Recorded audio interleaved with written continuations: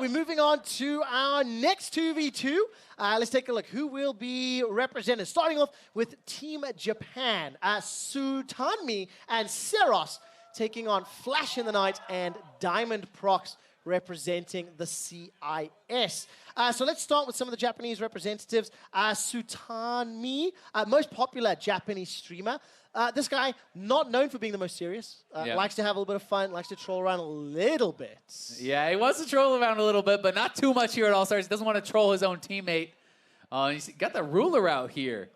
Getting it perfect. The first guy I saw doing this, it was back in like the Brood War days. You saw some pro gamers using it, trying to make sure everything is exactly the right height, the right distance from their face. Everything is exactly how they're using it. I love this. This isn't even just distance for now. This is just making sure it's straight. He's measuring the corner of each monitor. Ceros, of course, mid laner for Detonation Focus. Me, this is a guy who's been on the international stage a whole bunch.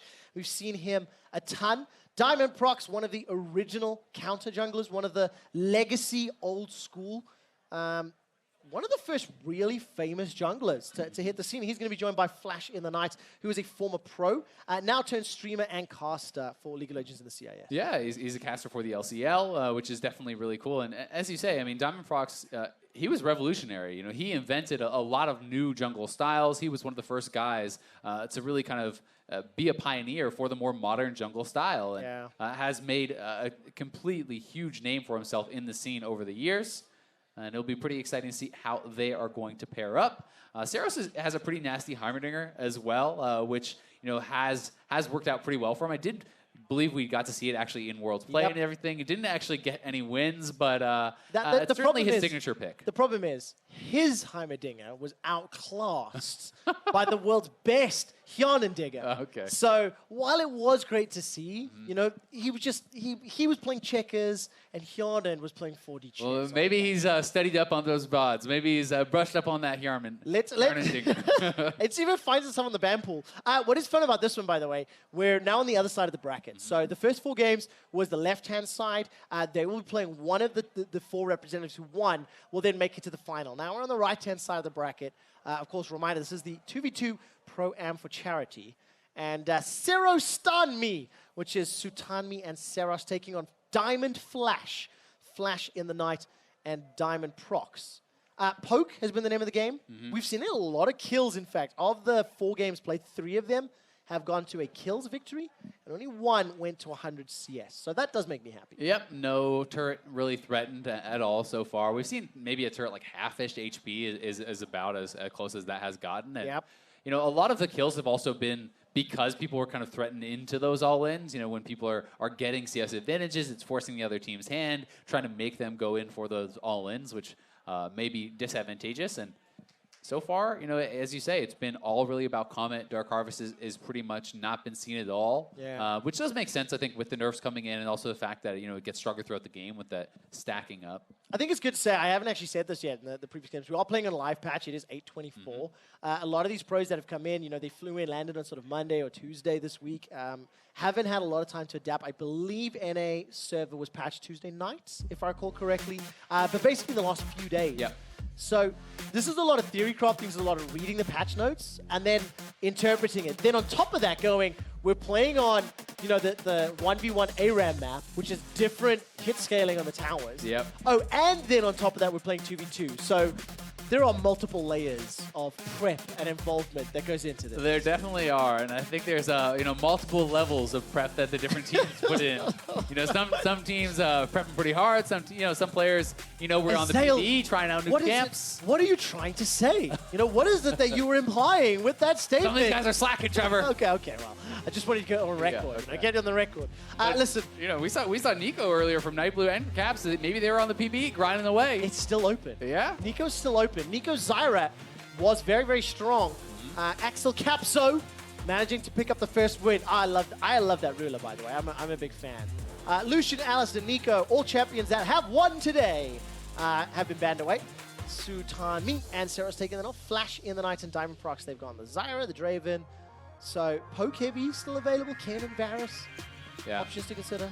And I think we are going to kind of stop seeing more Resolve secondary. I think it should be mostly just biscuits. Since it has been so much about Poke, people are being able to force out bases at inopportune times, and having the mana biscuits can really make a big difference in keeping you out there, allowing you to win that poke war. So I do think that, especially with some of the resolved nerfs that have come through, especially with bone plating, getting kind of weaker in recent patches, I am expecting more and more people to just be going pure biscuits. It seems like it's a lot about Comet, it's a lot about Inspiration Secondary, and trying to win that poke war. All right, Azael, if you were Ceros, and you had this beastly Heimer, would you play in a 2v2? I don't think it fits. I don't think his strength is that great. Hey, I mean, we saw that Yarnan actually won the 2v2 at Rift Rivals. Yep. Right? So, and that was, he has used his Heimerdinger in the past to do that. Has certainly been very successful there. I think that you could. I think that the scary part about bringing out a Heimer in a 2v2 is if you are going against something that is much longer range, then maybe you're going to kind of struggle there. But we've seen people be able to work around that. If the other team is going for poke, well, you're just focusing on shoving the minions. Heimer still has decent poke with his rockets, but for now, we are not going to see that Heimer. Yeah, unfortunately not. It's going to be the Xerath Jhin. Once again, poke, something we're seeing a lot. I love Brand Annie. The all-in level 6 is going to be terrifying. And that's a double kill. Like, Brand Annie with Tibbers Pyroclasm kills anything. Just end of story.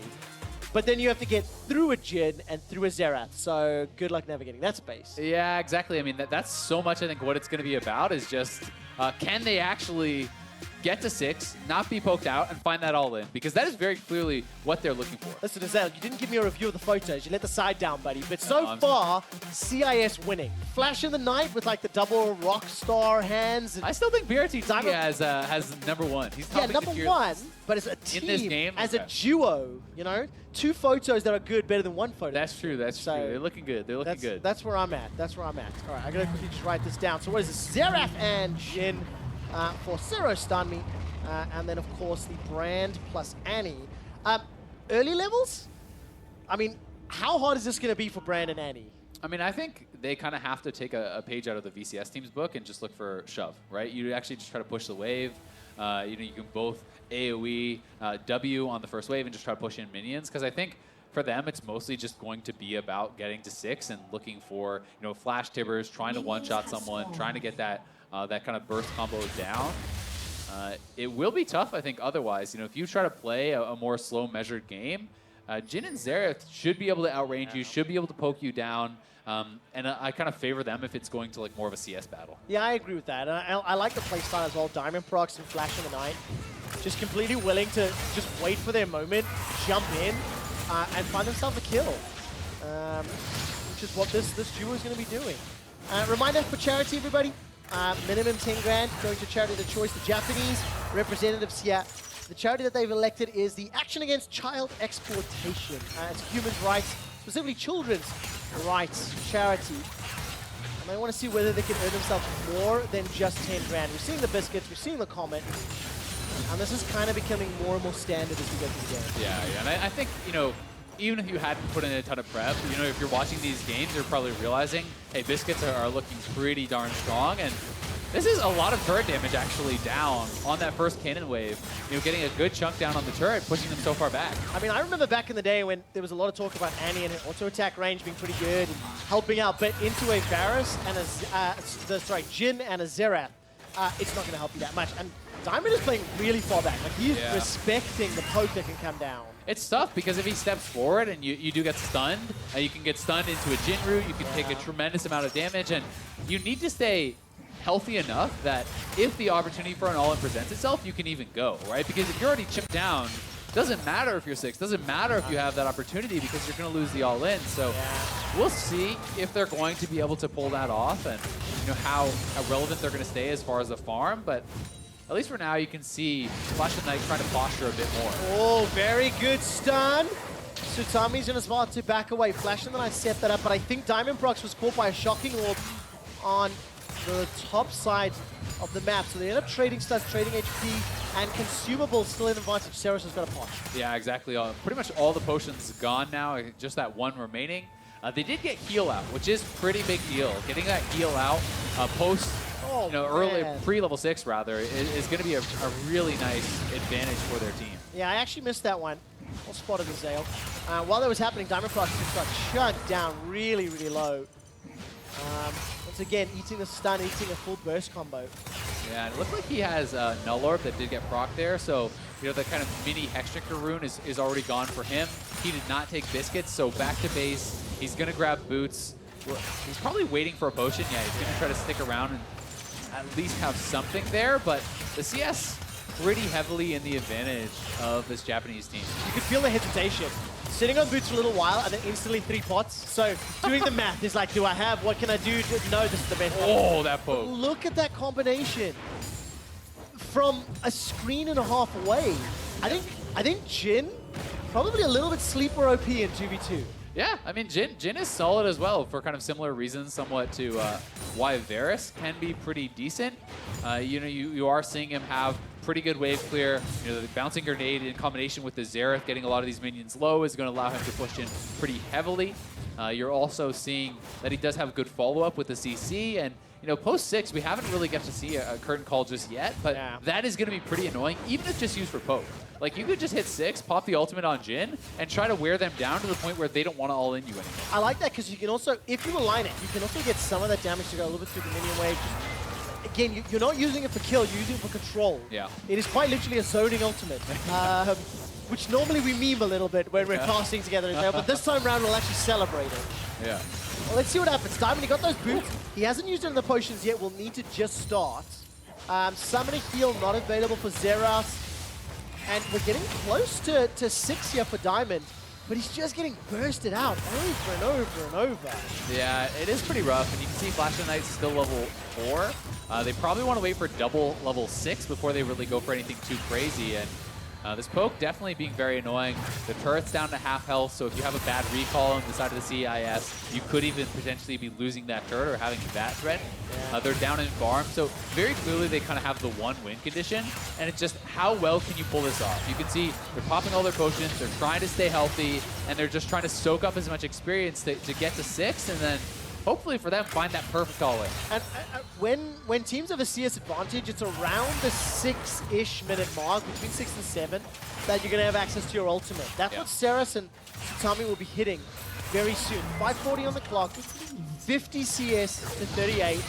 Remember, it's a 100 CS win condition, and Japan are just keeping themselves at bay. But now, you know, I counted out the Lucian Alistair combo from Captain Jack and Faker earlier, and just as I decided they were like going to lose, they found 2 pixel perfect. Oh, here we go. This is what the CIS are trying to do. Tibbers comes down, but I don't think that found its target. Here goes the Pillar of Flame. Sutanmi is running for his life. They can get them both. He's going to pick up the HP. Ceros is low. Diamond into the night. He's going to find one. That's going to be a reply back, though. Ceros goes down. They got him. CIS obliterate Japan.